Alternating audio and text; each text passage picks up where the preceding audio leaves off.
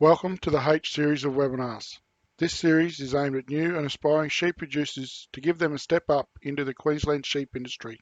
This hunger webinar is part 9 of the series and covers how the rumen works, meeting feed requirements, and monitoring the condition score of your animals.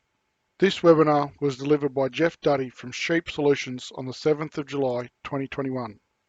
This is clip 4 of 6 and covers volatile fatty acids, nitrogen, and the impact that these have on stomach health and how the stomach processes and digests food.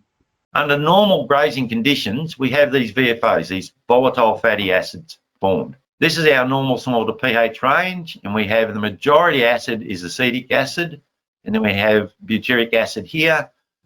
What happens when we introduce something like grain and we aren't slowly introducing it or don't have enough buffers in the system, we can see a drop off in the pH in the rumen fluid. We have more and more propionic acid, which is quite a good energy acid.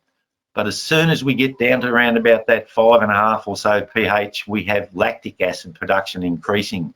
And more bugs are actually increasing, producing more and more lactic acid. And that really does drop that rumen pH down to that 4.5, 5. And if we get down to that clinical acidosis stage at 4.5, 4.8 or so on the pH, we really are in trouble. Just in terms of carbohydrate breakdown, cellulose, so the normal sort of structural components of our pasture, you can see here, this is the rate of breakdown or degradation, and it's a reasonably slow and peaceful sort of breakdown over time. If we introduce something like cereal grains that are high in starch, it's quite a rapid breakdown. Again, we can then run the risk of bugs that produce more and more acid or stronger acids proliferating.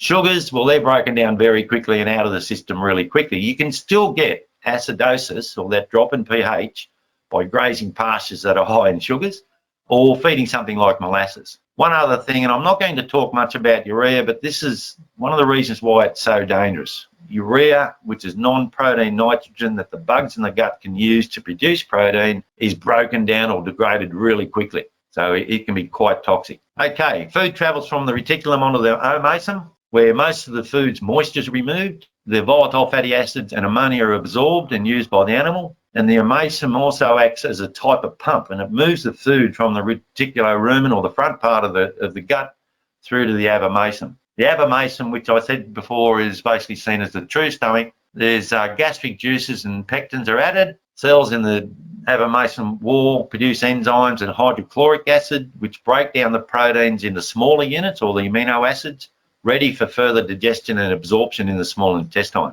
The last part I'll talk about is the small intestine. Once it enters into the small intestine, digestive enzymes and bile are secreted, proteins digested, amino acids are utilised and or converted to glucose, and importantly, you probably would have heard the term bypass protein, but we also have bypass starch, or the amount of starch that will bypass breakdown in the rumen.